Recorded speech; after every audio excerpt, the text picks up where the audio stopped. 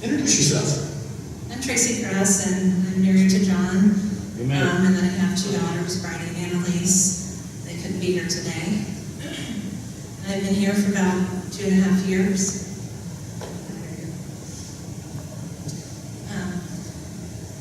I grew up Catholic, and I had never had a desire to venture out of my faith.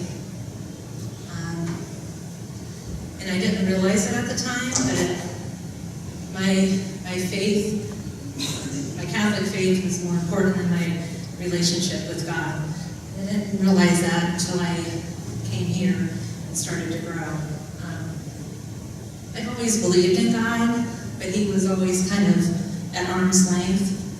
My life was good. I was married, had 2 girls. I had a comfortable life. So I felt like I could kind of control my own life, and things were good.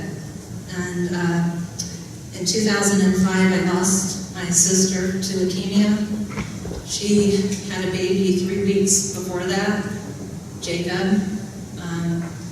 She went into the hospital, and she lived for another week and a half. And basically, wasn't it the pregnancy end of leukemia? They could not find it because of the baby and all that, am I right? Mm-hmm. She was 41. She had 2 other children. She kind of chalked it up to 41 with, 2 kids, and I'm just tired.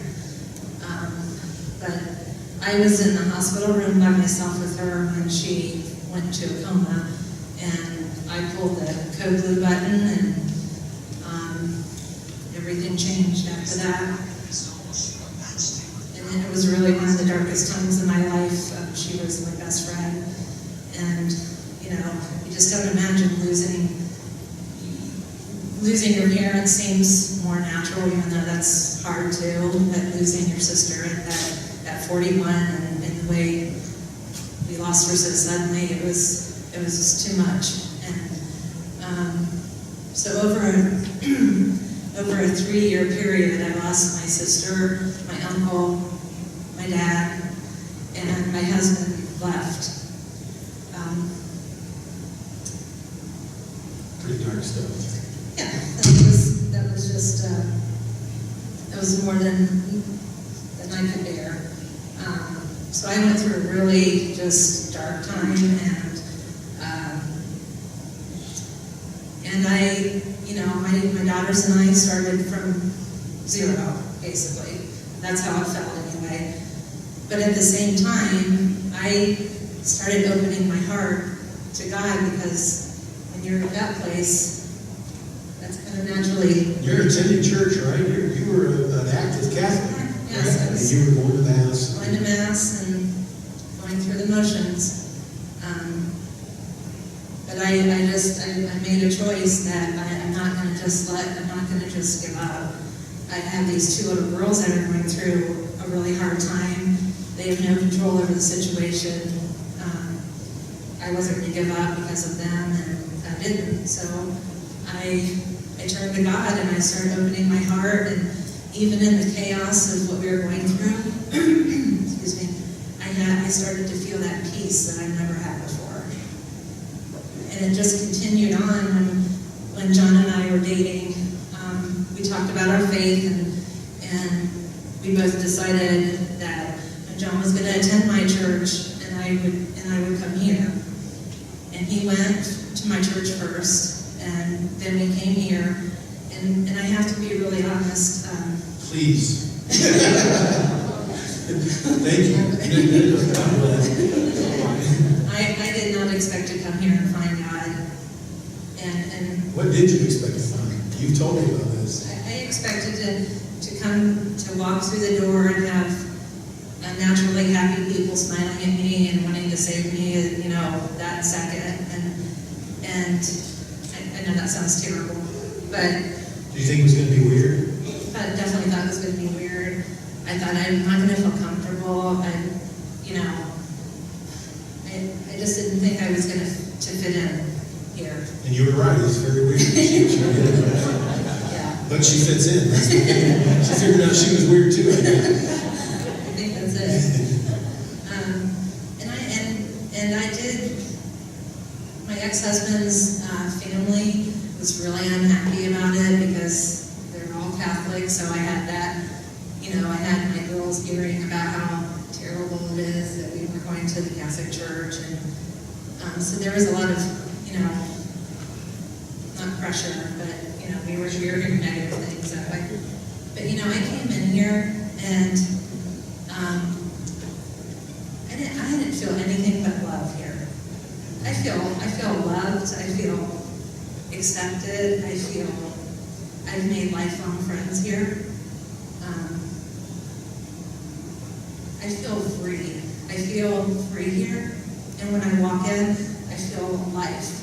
And my daughters are experiencing this also. I mean, they go to Catholic school, they still participate, in the Catholic faith, but they get to come here and they get to see good men and women worshiping God in a way they've never seen before.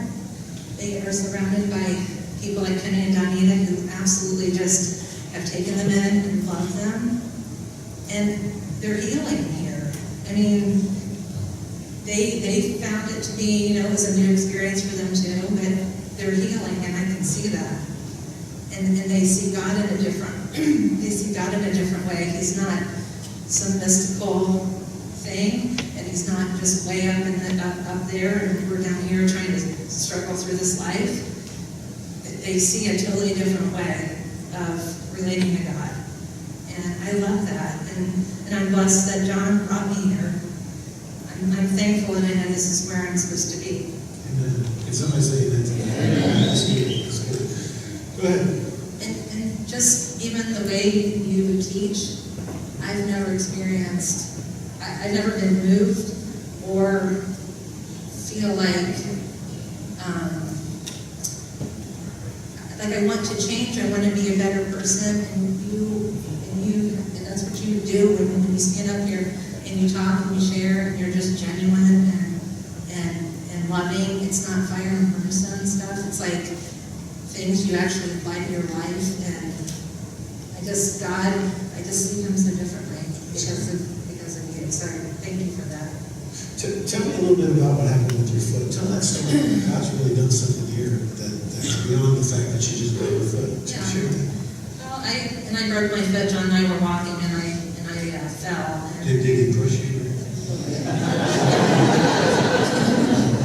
But and that wasn't fun. But we went to the ER. Anyway, you got to back up. What? So it's in the snow, right? They're walking. She falls off the curb, and I started saying, "Well, what did you do, John?" And it's like he runs and gets the car, right? So she's you're laying in the snow. Laying there. He goes to the house. I'm panicking. During that time, a woman comes up on the phone. What is she doing? Yes, I'm kind of in the middle of my panic mode, and I'm laying there, just trying to hold it together, and I see this young woman come over, and she's got on her cell phone, and now she's standing over top of me like I'm not. Like you're actually dead. Yeah. You know? She's like, this woman's on the ground, and I'm going to see if she needs some help. And then a guy drives by at the exact same time and rolls down his window, wants to know if he wants me to put him in his truck. And I'm just like, no. In the back? Hey, I'll put you in the back, lady. That was a humbling experience. So then John pulls up. Where does he park he pulls the Jeep up, right? So I'm kind of laying on the curb and still a little in the street. And so John pulls up, and I'm basically like, now the fumes are coming. The pipe, the exhaust pipe. I think he's trying to kill you. I'm telling you. The fall did not do it, so he says, I'm surprised he didn't run over you. So I managed to make it into his Jeep, and we go to the hospital, and they're telling me, you don't need surgery, we'll just make an appointment, you can get a cast put on tomorrow. So I went to the doctor. The doctor said, no, you're going to need surgery, and I've never had surgery before. Those words just really frightened me. We did go get a second opinion, and the second opinion was I didn't need surgery. So, and I was trying to take these times where I'm really feeling afraid to stop myself and not just give in to all that anxiety. So the day of the surgery, I I mean, I was very anxious, but I also stopped myself and prayed about it, and it went well. And about a week and a half later, I went back into the doctor to get this cast put on, and that was on a Friday. And I went in, and he took an X-ray, and he said, I think a second surgery is going to be required. And he said, we'll give you a week, and you can come back in and we'll do another X-ray. Well, we went through the weekend, and on Monday I got a phone call from the doctor's office, and he said, I want to see you right away, and we're scheduling surgery for Wednesday. And, you know, that just was a really low day for me, because I was feeling like I was starting to be on the recovery side of things, and it was just another, you know, I'm going to be anxious again. And so I was really upset about it. And I stopped myself, and I need to pray about this and get it over. And I know other people were praying for me.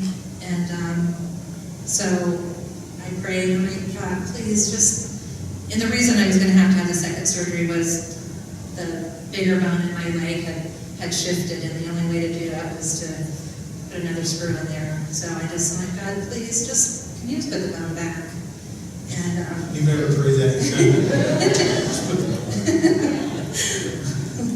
I was learning a different way to talk to God, and I just came out and said it. That's it. And, so I went back into the doctor's office, and as soon as I walked in, the doctor said, I've just been worried about you all weekend.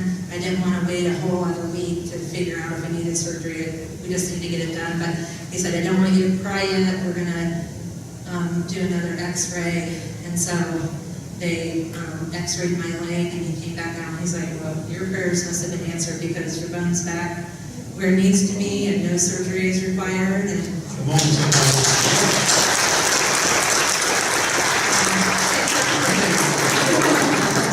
should have had that.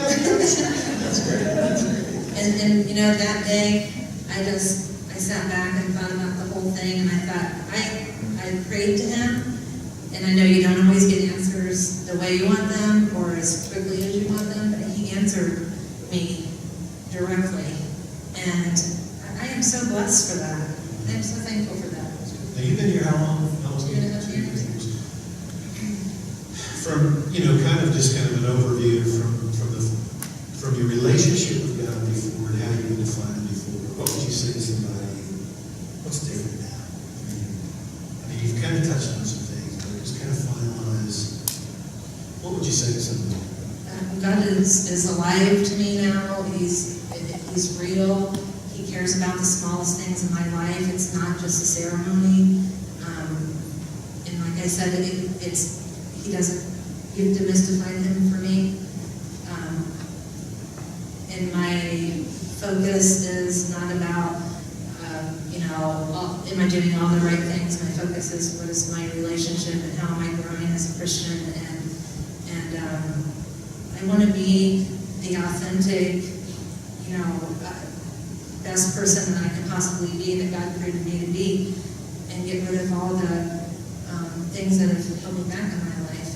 And I've experienced that here. Do you find it's kind of almost easier though? I mean, because it's not performance oriented. Absolutely. So they're saying, I'm aspiring now. It's not, hey, I know God's love me, so I don't care what I do. It's, no, I know God loves me, and I want to be. You hear that? I want to be everything He wants me to be. And there's this wind in your sail. It's called grace, by the way. So if you're out there and you just think, well, I can't live this, or I don't know how I'm going to. Look, just grab His hand and hang on. That's all we're all doing, right? Trusting in Him. And He'll speak to you and empower you and show you things. But I'm accountable now. It's not based on, I went to church on Sunday and I volunteered. It's about, what's in my heart, how I treat other people, all the things that I'm accountable for my life. That's fantastic. Any last things you would want to say? I just say, for the people that are, unsure, I hope my story touched you in some way, and bring other people with you, and they may have a similar experience. And I love you guys, and thank you for all your love and support. We love you too. We're blessed to have you here. Let's give Tracey a hand.